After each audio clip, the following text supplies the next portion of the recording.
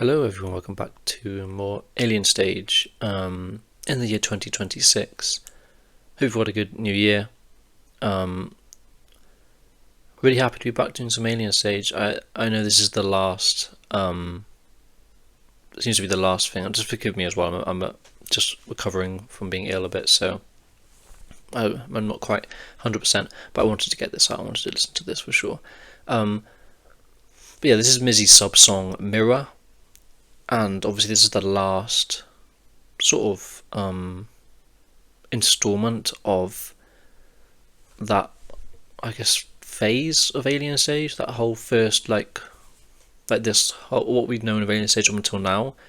This is seemingly going to be the finishing point of it in some way, before we move on to whatever they are planned next with this school stage thing. I obviously saw that visual they posted of all of them at school, and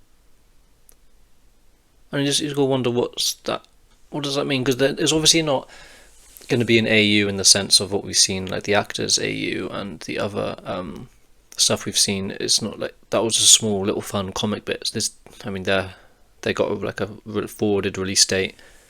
They've mentioned in their post regarding this and other songs. I think it's to do with a new label and just the content. They're obviously setting up a new project here related to Alien Stage. So yeah, I'm excited to see what that is going to be. Obviously, we'll be reacting to whatever stuff comes our way. But my first sort of impressions of what it could be is an AU, but it's been sort of imagined by Mizzy. It's all in Mizzy's head, and throughout we might get similar videos to what we've had, music videos like that, but there will be signs peeking through of the reality that Mizzy's living in throughout these videos possibly, and maybe the first 3 or 4 videos we get, or whatever it's going to be, are pretty unsuspecting, with like little hints here and there suggesting the reality and what's going on. It's all in Mizzy's head, and then as we approach sort of the mid part and the end of whatever they're doing, we'll kind of turn back into reality, and then we'll kind of set things back on track in our world that we know and our world that we've established. That's just my theory regarding it. No idea if that's right, but obviously we'll have a look what's going on there. But today this is Mizi Sub Song MirroR, and it's the final thing of Alien Stage. I assume we'll get till that date, which I can't remember when it was. It might have been like June or May, possibly. I'm not too sure, but yeah, I'm looking forward to see what this brings. Whether it will be similar to Witch, in sort of like that villainous sort of circus sort of kind of feel to it. Whether it would be a sort of more emotional ballad, maybe, or lean more into the K-pop side of things, like with what Luca's been doing. I don't know. Let's just see. We got the lyrics. Yeah, we got the lyrics, and we have a lovely visual to match it as well. So let's just go. Last bit of Alien Stage content for this section. MirroR by Mizzy. Is it? Oh, I forgot the name of the artist that voices Mizzy. It's not Sinner. Ruby Eye? Something like that? Ruby? Maybe? I think. Anyway, let's go.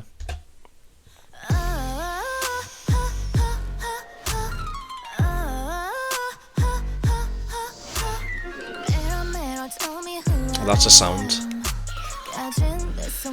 Oh yeah, it's very manic.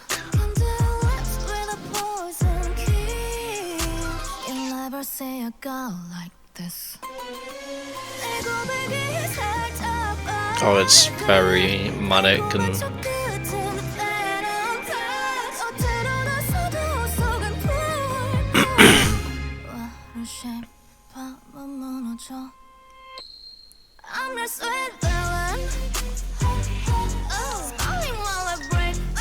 Yeah, she's certainly off the deep end here.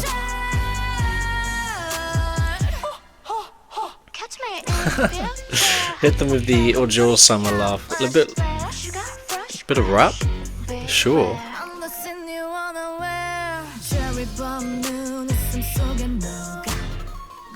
Oh, girl.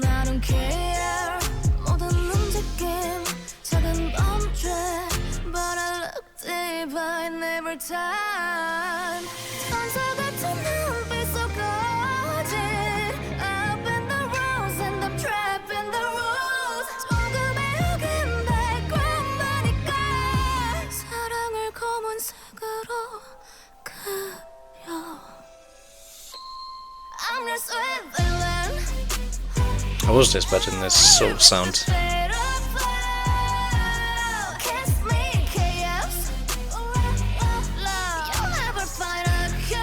Never heard her sound like this, remotely sound like this.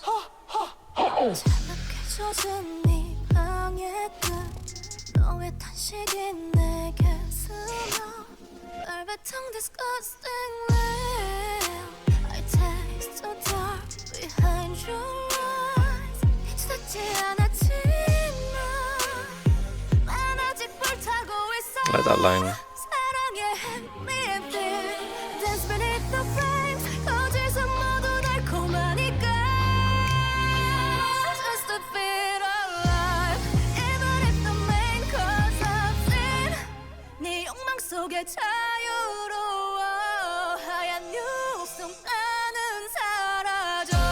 It is very all over the place, flow wise and tempo wise.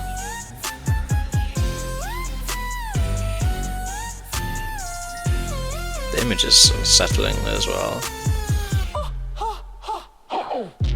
Oh. Wow, okay. So yeah, it certainly was on more of the side of her last song, which that sort of circus manic feel to it, which is a bit more controlled, I want to say. It feels a bit more I think controlled is the best way to describe it I can think of right now. Like flow, the general aesthetic of the sound is very straightforward. This one's a bit more all over the place. Sort of pretty indicative of Mizzy's mindset right now. And again, we're getting the more sort of age regression, childlike references, wording, phrases that we've had with Mizzy throughout now. The whole song just seems to be her sort of embracing being the villain, but it's not convincing at all. It doesn't come across as natural at all. And we've seen Mizzy be able to put on these some more acts in the main Alien stage, so it's not like this girl can't act or can't sort of embrace sides to her that aren't typically maybe her fully. But this one, it's very clear that this isn't something she's particularly pleased to be embracing, or is particularly even embracing properly. So yeah, I mean, that's just the great way to start it is Mirror, Mirror, Tell Me Who I Am. She's having a full-on sort of identity crisis over this, yeah, and I call myself free. She mentions in later on in the song about how she breaks the rules, yet I can't remember the line. It was something like breaks the rules, yet she's trapped in the rules. There's this illusion that she's kind of had in her head that she's free, but she's not.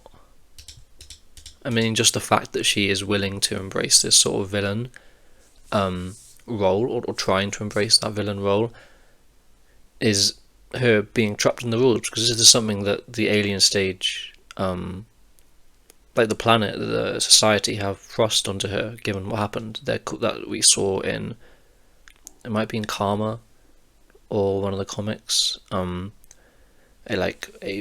news thing with calling her a witch, and yeah, it was in Karma. It was in the post commentary bit.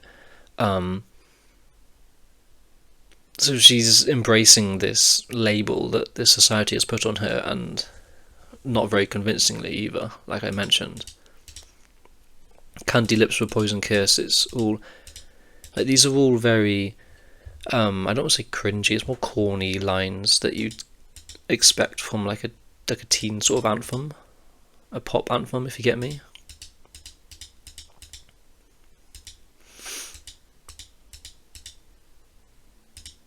And a lot of the lyrics are quite corny, but it comes across in a very. It's obviously meant to feel that way. I feel like, given the sort of mindset we're having, we're sort of portraying with Mizzy here, it's not supposed to be this sort of really deep lyrical genius from Mizzy, or like we've seen other sub songs and other songs be really quite deep lyrically and quite poetic. It's not that at all. It's like the opposite, and that feels purposeful as well. But there are some great lines in there as well. Sweet Villain. It reminds me of that one song Villain by Stella Chang, maybe. I don't know. I can't remember exactly, but there was an Navimuchika edit with Sakiko for it.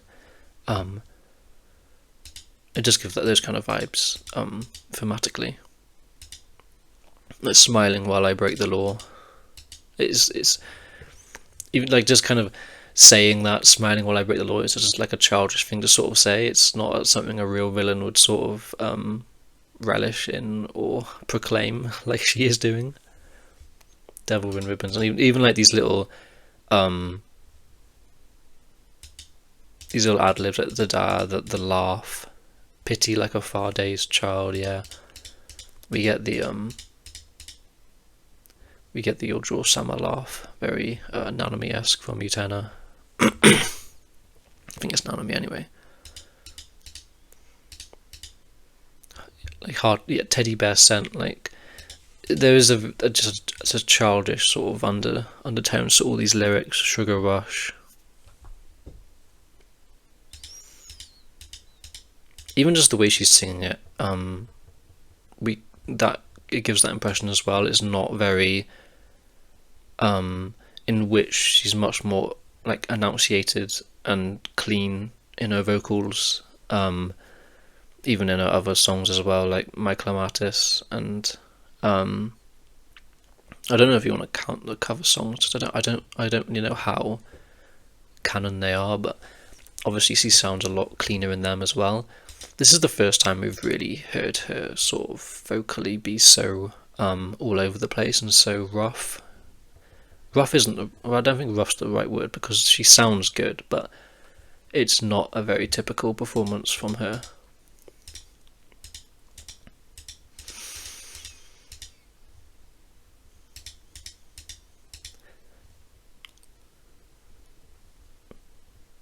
Yeah, like these aren't good lyrics, if you know what I mean. Like, and that's the point, is that this isn't her. Like, this isn't what she's about. Yet she's trying to embrace this to sort of cope with everything that's happened. And maybe this is kind of back at what I was saying before about the school AU, is that she will just go completely off the deep end. I mean, she is here, and completely just make up this whole other scenario and universe in her head, because she's quite clearly gone insane at this point, not just from the image, but what she's talking about. Like, she's not the villain that she's painting herself to be. That's just not true. Yeah,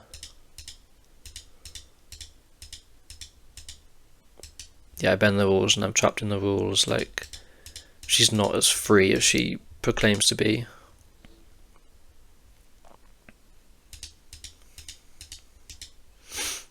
Paint Love in Black, the black, I immediately think of the, I don't know what we call this. It's just the symbolic goo that we get in Karma with all the characters.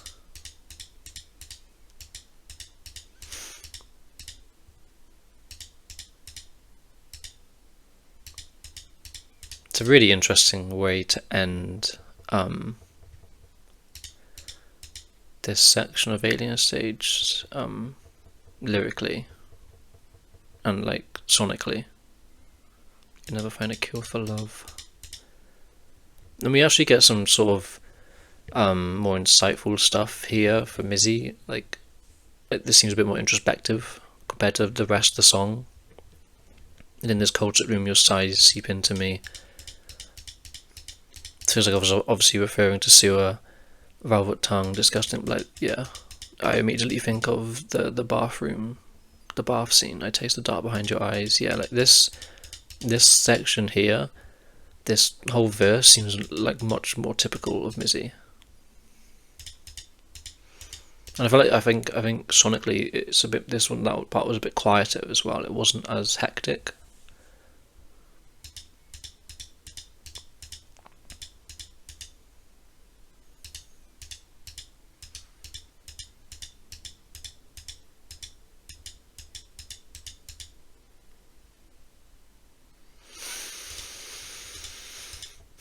Yeah, I think deciding to end this Alien Stage on this sort of completely manic, like Mizzy having a full-on identity crisis, makes me think that my kind of theory might actually be pretty true with the school AU will be inside Mizzy's head.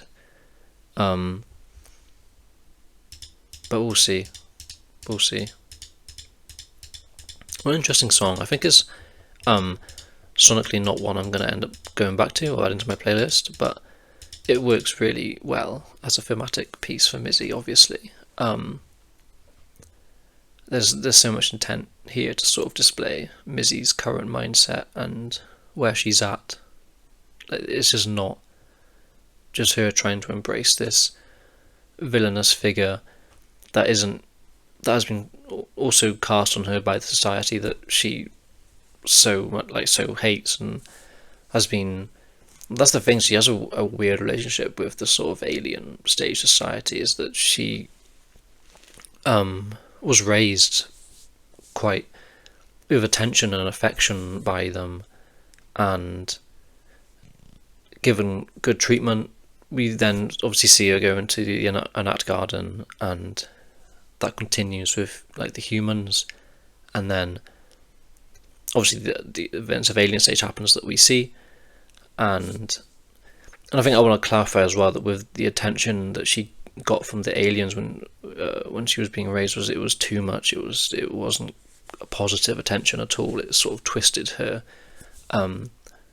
mindset and her outlook on love and affection and all that kind of stuff, and familial and romantic bonds. Like, it completely twisted her perspective on those kind of things.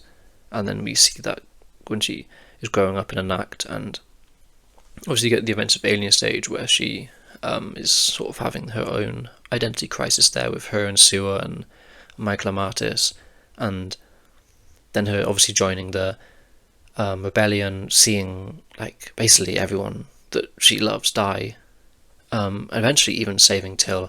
And that's the thing, I don't even know whether she knows that she has saved Till. I know she knew that she was breathing in.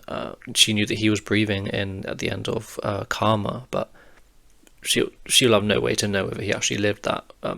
She sort of did her best to get him the care and attention he needed to possibly survive. So she, for all she knows, for all she thinks, she might assume Till's dead as well. I mean, and also, like, as I meant, going back to the society thing with aliens, with the aliens, the fact that she thwarted the plan, however legitimate that plan actually might have been, it sort of goes against everything that Rebellion was doing, and while significantly harming the aliens in the short term, long term, they're fine. Like, it's possible that plan could have had an effect long term, and that's not what she was looking for, really. She couldn't accept that all these losses could just be sort of just propagate some sort of movement in the future. That's not something that she could accept. I think that's an understandable sort of mindset to have as a human being. Is it's hard to sort of put yourself aside and put aside your selfishness and your own feelings for the greater good, essentially.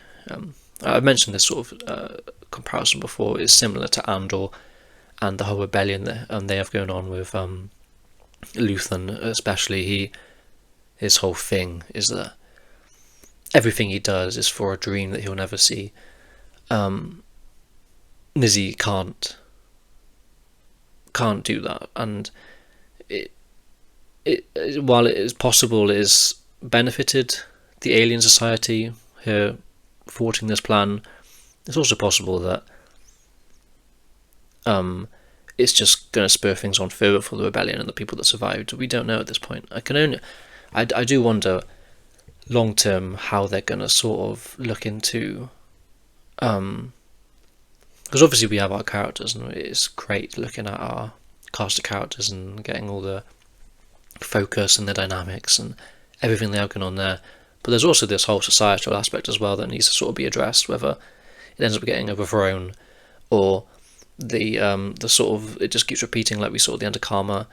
It's not just it's not just that our characters, we're not just honed into them, they all exist within the context of this society. So I do wonder how they're going to end up concluding that in a way that feels both thematically appropriate and natural. But this was a great way to end, I think, this first part of Alien Stage, or I don't even know what you want to call it, a first phase of Alien Stage. I don't know how long term they're going to be planning on doing this, but whatever they have lined up in the future, we'll be there for it for sure. Mizzy not doing too well, and we know that, but she's really gone off the deep end here. It's really sort of her embracing this sort of villainous side of her that doesn't exist.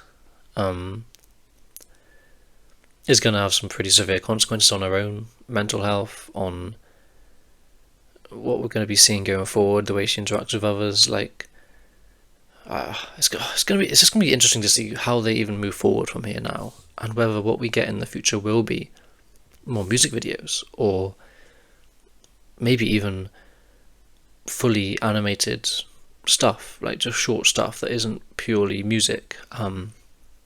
I know that school thing is something stage, assuming it's a school stage.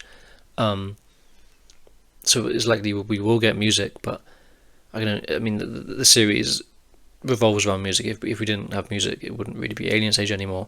But I wonder if we will get more sort of little animated stuff similar to the Mizzy Sewer parts and the end parts of Karma, that sort of thing. But yeah, thank you guys so much for watching, and I would like to do continue my Alien Stage tier list soon with characters and the songs, now that we have all the songs out for the time being. So I would like to do that in between now and when that, I don't know the date, the next sort of part of Alien Stage comes out, so I'll hopefully see you guys for that if I get around to it. Let me know what you guys think of this song. I'm sure there's lots of analysis and stuff that I missed, both musically and lyrically, and callbacks, relations.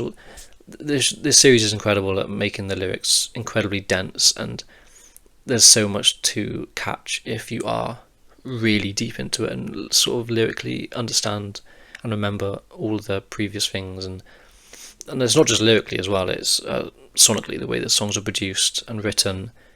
We saw it with Scars and Cure. That's a really big example for me that worked really well. So let me know if I missed anything, or if I interpret anything maybe wrong, or just just leave your thoughts in the comments. I want to know what you think of this song and Mizzy's current mental state and what it means for her. I'm not sure what you think they'll be doing going forward with that school illustration that we got. So yeah, thank you guys so much for watching, and I'll see you guys in the next one.